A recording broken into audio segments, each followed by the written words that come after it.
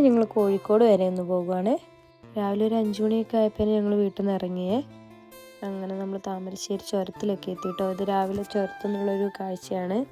പിന്നെ നമുക്ക് ചുരം എപ്പോൾ കണ്ടാലും ഒരു അത്ഭുതം തന്നെയല്ലേ.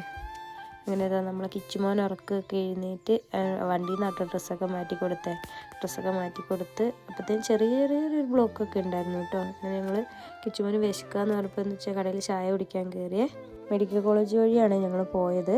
ആദ്യം കിച്ചൂട്ടിനെ നമ്മൾ കാണിച്ചുകൊണ്ടിരുന്നത് മെഡിക്കൽ കോളേജിലായിരുന്നു. ഇപ്പം നമ്മൾ ആസ്റ്റർ മിംസിലോട്ട് മാറ്റി കേട്ടോ.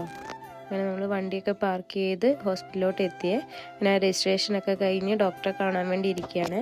പീഡിയാട്രിക് സർജനെയാണ് കേട്ടോ ബുക്ക് ചെയ്തത്. ബിനീഷ് ഡോക്ടറായിരുന്നു. അപ്പം അതിൻ്റെ ഇടയ്ക്ക് ആദൂട്ടനും കിച്ചൂട്ടനും കൂടെ ഒരേ കളിയൊക്കെ ആയിരുന്നു കേട്ടോ. കിച്ചൂട്ടൻ കളിപ്പിക്കുകയാണ്. ഡോക്ടറൊക്കെ കണ്ടിറങ്ങി. ഇനി ചൊവ്വാഴ്ച ഒന്നുകൂടെ കാണിക്കാൻ പോകണം.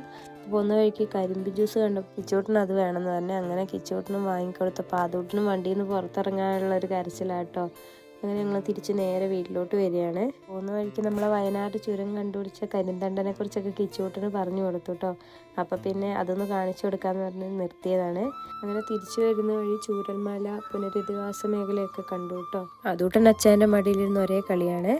അപ്പോൾ അടുത്ത വീഡിയോ ആയിട്ട് വരാം. ടാറ്റാ.